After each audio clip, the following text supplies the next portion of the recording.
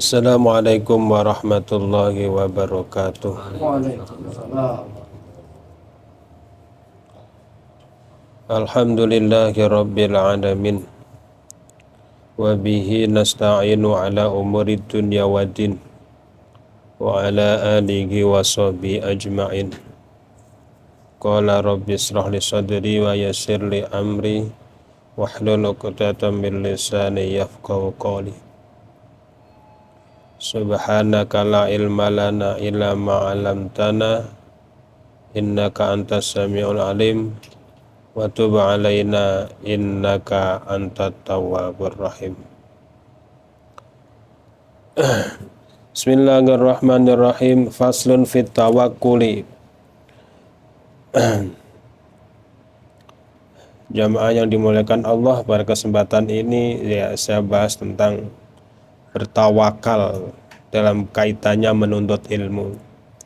Dan ini sumbernya kami nukil dari kitab Ta'lim wal Muta'alim. Summa la budda li talibil ilmi minat tawakkuli fi talabil ilmi. Kemudian mesti bagi penuntut ilmu ya daripada bertawakal, berserah diri ya. Fi talabil ilmi, di dalam menuntut ilmunya. Wala yahtamma, dan dia tidak boleh menjadi susah li amri rizki, dan tidak boleh menyusahkan dia ya, li amri rizki, tentang urusan rizkinya, ongkosnya, urusan-urusan yang sifatnya untuk bekal menuntut ilmu. Makanya kalau kita punya anak-anak, fokuskan anak-anak kita itu untuk belajar. Jangan sampai anak kita itu ikut mikirin biaya. Kalau anak sudah bercampur dalam belajarnya itu dengan urusan biaya, dia kebingungan, nanti dia belajarnya udah tidak fokus lagi. Akhirnya banyak sekali drop out ya dalam belajar. Makanya orang tuanya harus yang lebih keras lagi dalam mencari rezeki Allah ya. Siang kerja malam gojek ya Kang ya. Iya. Siang kerja malam nyari ya online dan yang lain sebagainya lah, nggak apa-apa. Kalau memang merasa belum cukup. Tapi kalau sudah cukup ya sudah, pulang ya. Jangan dibuat malam-malam juga. Wala yushgila qalbahu bidzalika, dan janganlah si penuntut ilmu itu yaitu menyibukkan hatinya dengan urusan yaitu mencari rizkinya itu. Warawa Abu Hanifata rahmatullahi alaihi an Abdillah bin al-Hasani az-Zubaidi ya, sahibi Rasulillah sallallahu alaihi wasallam, man tafaqqa fi dinillahi kafahullahu hammahu wa razaqahu min haitsu la yahtasib. Ya, ini. Dan telah meriwayatkan Imam Abu Hanifah, semoga rahmat Allah atasnya, meriwayatkan dari sahabat, dari Abdullah bin Hasan Az-Zubaid, yaitu sahabat Rasulullah SAW, man tafaqqaha fi dinillahi, barang siapa ya belajar ya, di dalam agama Allah, kafallahu hammahu, maka Allah beri kecukupan kepadanya akan hammahu keinginannya, cita-citanya. Wa razaqahu min haitsu la yahtasib, dan Allah berikan rizki kepadanya di mana yang tidak dia sangka-sangka. Ya tidak sangka-sangka ya. Banyak kan ketika orang yang fokus dengan ilmunya, belajarnya, bahkan ketika sudah keluar belajar pun dia fokus dengan belajar, fokus dengan menyebarkan agama. Apakah dia tidak pusing Pak Ustadz? Apakah dia tidak galau ketika dia sudah di tengah-tengah masyarakat, dia juga udah menikah punya keluarga, terus dia hanya mengandalkan ngajarnya, itu apakah awal-awalnya tidak timbul rasa galau, rasa gelisah? Sama, awal-awalnya iya. Tapi dia istiqomahin, akhirnya ya udah min haitsu la yahtasib rezekinya. Ada kisah itu kan, seorang ulama di Bekasi, sangat populer. Dia dari Cakung sana, aslinya kan Cakung ini. Cakung, dia orang alim, sudah alim. Terus dia mondok lagi di Mekah. Wah, bertahun-tahun. Setelah itu balik ke Jakarta, di daerah Jatinegara kalau nggak salah. Di sana dia akhirnya menikah. Iya, dia dagang waktu balik dari Mekah sana itu. Waktu di sini juga bingung. Masa alim, ilmunya banyak, suruh ngajar babul minan, suruh ngajar kitab-kitab kecil itu. Awalnya seperti itu. Bahkan ya dia istrinya sempat dagang, ya gitu. Tapi karena dengan keilmuannya dia istiqomahin terus, akhirnya tumbuh menjadi besar. Akhirnya dia punya pondok ya, yang di Bekasi itu Anida itu, ya pondok. Anida itu. Iya, Syekh Muhajirin ya, Wayarham itu. Ya, itu. Dengan kegiatan beliau, istiqomahnya dia mengajari, akhirnya ilmunya manfaat barokah. Ya. Akhirnya para murid-murid itu banyak menjadi kiai asatid. Alumninya tuh banyak sekali yang menjadi para kiai, para asatid. Itu. Pasti kebingungan juga di awal-awalnya itu. Ya, adalah perasaan galau lah. Ada perasaan di mana ya tuntutan ekonomi gitu ya. Tapi dengan lambat laun dia istiqomah, ya itu. Kalau dia istiqomah, dia tawakal kepada Allah Subhanahu wa taala, maka wa razaqahu min haitsu la yahtasibu. Allah berikan rezeki di mana yang dia tidak suka-suka. Duga-duga. Ya, sekarang ada nih orang diundang untuk sebuah acara, seorang ustadz gitu. Acara biasa, kalau dikasih amplop 4 juta gitu, kira-kira itu min haitsu la yahtasib apa enggak gitu. Orang lagi kongko di depan pintu itu, tahu-tahu assalamualaikum. Dengan dia berbekal dia ilmu dan ngajar itu, tahu-tahu ada titipan dari ayah, dibuka 2 juta misalnya. Nah itu nggak perlu apa-apa. Makanya orang pantas yarfa'illahu alladzina amanu minkum walladzina utul ilma darajat. Ya. Allah akan angkat orang yang mempunyai ilmu di antara kalian, ya diangkat derajatnya. Ya. Udah luar biasa itu pokoknya. Makanya anak-anak kita suruh belajar yang benar ya. Ya. Contohkan, beri contoh orang tuanya. Ya, jangan hanya menyuruh saja tapi sambil dipraktekin. Masa lalu anggaplah kita lihat spion udah di belakang, udah ketinggalan jalan ke depan ya. Anak-anak kita bagaimana dia menjadi lebih alim ya, bisa menjadi lebih mengetahui daripada kita. Fa inna man syagola, maka sesungguhnya seseorang syagola yang dia sibuk. Fa inna man syagola qalbu birizki, maka sesungguhnya orang yang sibuk oleh hatinya birizki, dengan urusan rezeki, minal kuti, dari makanan-makanan yang sifatnya makanan untuk menguatkan badannya, wal kiswati, dan pakaiannya.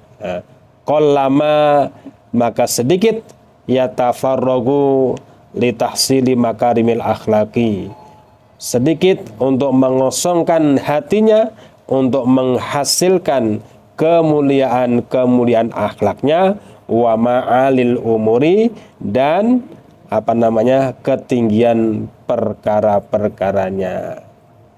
Ya. Kalau orang terus sibuk hatinya ya dengan urusan yang sifatnya kebutuhan yang sifatnya untuk perhiasan, maka menjadi sedikit kosong hatinya untuk mencapai kemuliaan akhlaknya dan ketinggian perkara-perkaranya. Kila ada sebuah syair, da'il makarima la tarhan li bughyatiha waq'ud fa innaka anta ta'imul kasi. Tinggalkan olehmu al makarima akan beberapa kemuliaan tinggalin tuh kemuliaan la tarhal, janganlah engkau berangkat libu yatiha, karena tujuannya semata-mata untuk kemuliaan ya. Tujuan orang mau dakwah apa, kalau tujuannya cuma untuk cari populer ya jangan juga. Tujuan populer itu adalah imbas. Ya, jadi jangan tujuan pertama ya harus kita tata hati kita dulu, niat kita dulu. Untuk urusan yang lain-lain, jadi viral, jadi apa itu urusan lain. Yang penting yang disampaikan itu kena. Yang disampaikan itu menyentuh, ya urusan lain. Kalau masalah jadi seperti itu, ya, ya harus seperti itu. Jangan tujuannya karena ingin mendapat kemuliaan. Waq'ud, dan duduklah kamu, fa innaka anta ta'imul kasi, maka sungguhnya kamu itu adalah ada fa innaka, sesungguhnya kamu anta ta'imu, ada zat yang memberi makan, al-kasi, ada yang memberikan pakaian. Sebenarnya sudah ada yang ngurusin, itu udah ada ya. Ya kita nyari-nyari, tapi kalau udah dapat, udah punya, ya udah jangan terus fokus untuk urusan itu aja. Ini nasihat. Nah, Jadi dalam kehidupan kita kan dikasih aktivitas kerja, Ustaz. Punya penghasilan, juga ada tambahan. Tetapi di dalam kenyataan kehidupannya selalu masih ada kekurangan gitu, Ustaz. Nah, kita nyari lagi nih, kita udah punya aktivitas. Jadi untuk agar selalu tercukupi itu ada kiat-kiat khusus nggak itu, Ustaz? Orang yang dinamakan kaya itu apa sih? Cukup. Orang yang dinamakan cukup itu apa sih? Apakah ukuran materi ketika orang punya kebutuhan, misalkan sehari dia punya 200.000, apa 500.000, apa 1 juta, itu kategori orang yang cukup. Cukup itu, kaya itu intinya ada di sifat qanaah. Kalau dia cuma uangnya 50.000, 100.000, tapi dia udah merasa nerima dan merasa adalah bersyukur, dan dia udah dengan gembira sekali, ya itu termasuk orang kaya itu. Artinya udah nerimain. Ya seperti itu ya. Kadang kan kita itu bukan mengejar kebutuhan yang pokok, tapi mengejar kebutuhan yang sifatnya selera, keinginan. Hedon. Hedonis itu apa itu? Muda, poya-poya, ya, tua, kaya raya, mati masuk surga. Kan begitu, ada begitu. Iya. Kan hedonis begitu kan? Ya. Muda, poya-poya, tuanya kaya raya, matinya masuk surga. Iya. Hedon kan cara pikirnya begitu. Ya mana mungkin orang kalau udah boros poya-poya akan menjadi kaya raya. Itu mah bukannya boros, lain lah itu. Kalau namanya boros itu bukan begitu. Boros itu adalah sesuatu yang dimanfaatkan fi ghairi sabilillah, di luar jalannya Allah Ta'ala.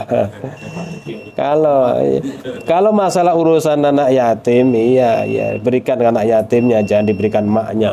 Itu ya, iya maksudnya maknya memberikan sesuatu, mentang-mentang maknya masih diberikan kepada maknya. Kalau memberikan maknya, yang berikan bukan kita. Siapa? Istri kita. Iya, kalau kita mau berbagi kepada perempuan lain yang punya anak kecil yang yatim, yang berikan jangan kita. Makanya ada tangga saya itu, ada sih tangga saya tuh ya ada suaminya udah nggak ada anak lah, itu ada orang ngasih sesuatu ke dia gitu, bang ente mah kalau ngasih jangan kesannya, ada maunya lagi kata gitu. Bagus, iya kan, ada maunya lagi seperti itu. Iya, bagus seperti itu.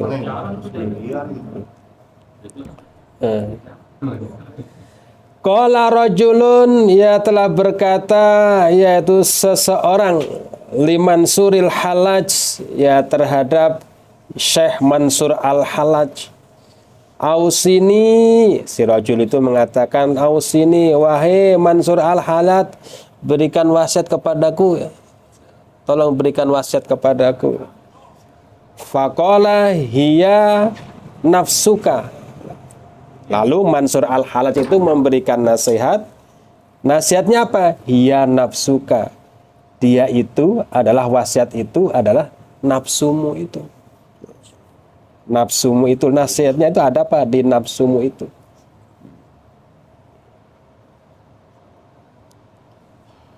Ilam tustighilha sagoltaka sagolatka. Ilam tasghilha sagolatha. Jika kamu tidak menyibukkan terhadap nafsumu itu, maka nafsumu itu pun sudah berusaha untuk menyibukkan kamu. Ya. Orang lagi tenang-tenang, tahu-tahu diajak telepon. Atau ada keinginan, lagi tenang-tenang gitu. Wah, gua malam minggu begini, mau ngapain di rumah gitu. Kita adalah nggak ada upaya untuk itu, tapi nafsunya udah ngajakin aja nih. Akhirnya timbul, ambil setan gepeng, telepon. Ada cara di mana lu? Katanya. Ya kita kesinilah. Ya. Kita ngabisin waktu malam ini deh. Katanya. Ngabisin waktu mah gampang. Di rumah, ya di sholat isya, makan di rumah atau kemana lah sama anak istri gitu kan. Ya sudah selesai. Ya kalau masih ada waktu, ya baca-baca apa kayak gitu. Ngantuk tidur, habis waktu tuh. Tahu subuh, besok seger bangunnya. Oh no.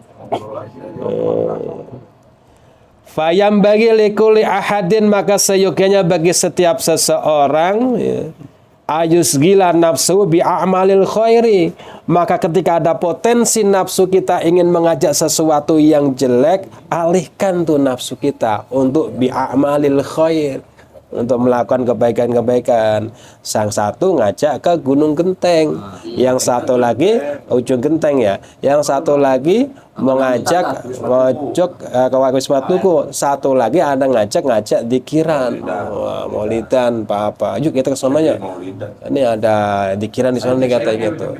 Berperang ini, duit udah disiapin, ya udah disiapin. Waduh, ngaji mah bisa kapan-kapan aja dan nanti aja lah katanya. No kan lebih ini. Nafsu mah maunya begitu, nafsu pengennya, alah ngapain, saya bilang, ngaji besok mah masih bisa lagi. Saya bilang itu, lu masih panjang, lu umurnya masih lama katanya. Lu kalau kesempatan di ujung Genteng, kesempatan di Villa Tugu sana itu kan nggak mungkin datang setiap saat. Kalau ngaji kan besok bisa datang lagi gitu. Nafsu mah ngajakin ke sono, nafsunya. Tapi dia berpegang teguh dengan ingin mengendalikan hawa nafsunya. Enggak, saya harus berangkat untuk ke majelis dzikir. Wah. Iya, enggak apa-apa. Ini kan sekepulu dapat nasihat kalau ngaji jangan kebuli doang ya, diamalin juga, tersentuh juga akhirnya. Oh iya, saya udah dikasih makan kenyang. Oh, saya nggak mau ngamalin pelajaran ini, saya malu. Akhirnya apa? Pertama malu. Pertama awalnya kepaksa ya. Terus lama-lama apa? Jadi terbiasa seperti itu. Hatta latas tagila, sehingga engkau tidak sibuk. Hatta latas tagila, sehingga tidak sibuk nafsu oleh nafsunya, bihawaha, dengan keinginan hawa nafsunya. Karena apa? Potensi hawa nafsunya itu diarahkan. Manusia itu kan ada dua potensi kan. Potensi baik dan potensi buruk. Nah itu. Dan jalan yang kita dua itu dua jalan, wahadainahu najdain. Jalan baik, jalan buruk, di depan kita juga ada pilihan cuma surga dan neraka doang. Nggak ada tengah-tengahnya gitu. Kalau masih ada tengah jalan yang lain kan bisa nanti sama di tengah aja lah. Ya nggak di surga, nggak di neraka, di tengah-tengah kan nggak apa-apa gitu kan. Nggak masuk neraka, nggak masuk surga. Tapi nggak ada pilihannya kan cuma itu. Nah, ketika orang pilihannya seperti itu, ketika potensi nafsu kita mau mengajak kepada yang tidak baik, buru-buru tuh dikendalikan. Ya, seperti kemarin saya utarakan itu, bahwa ketika bulan puasa itu, iya tuh, pintu surga dibuka, pintu neraka dikunci, setannya dibelenggu. Kenapa orang masih melakukan kejahatan? Kenapa orang masih tidak mau berpuasa? Kenapa? Hawa nafsunya ini. Kan manusia pasti punya hawa nafsu. Iya, hawa nafsu dihilangkan gimana? Ya nggak bisa.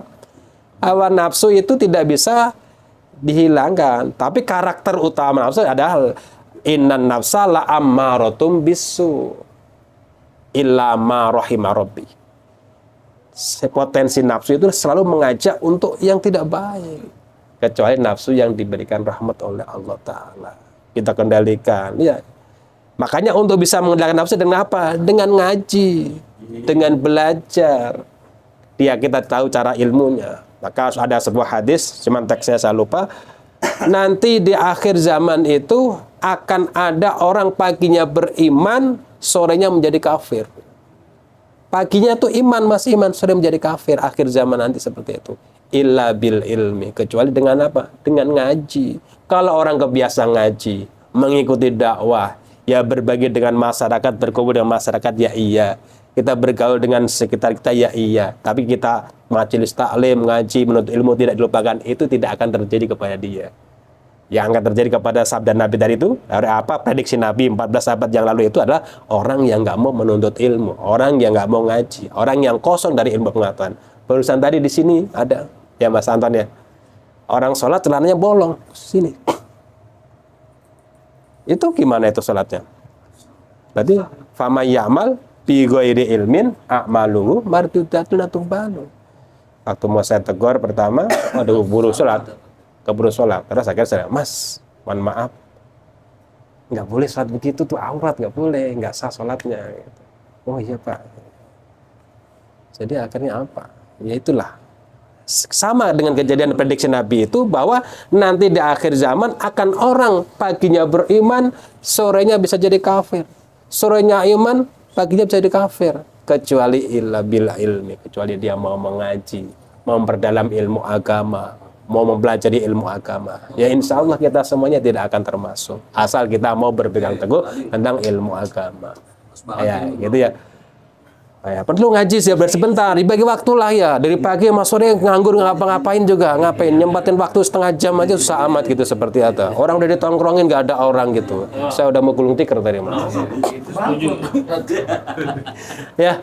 Ya cukup sekian ya, mudah-mudahan apa yang kita sampaikan ya ada manfaatnya, kurang lebihnya yang benar murni dari Allah, yang salah adalah mutlak kesalahan kami. Subhanakallahumma bihamdika asyhadu an la ilaha illa anta astaghfiruka wa atubu ilaik. Assalamualaikum warahmatullahi wabarakatuh.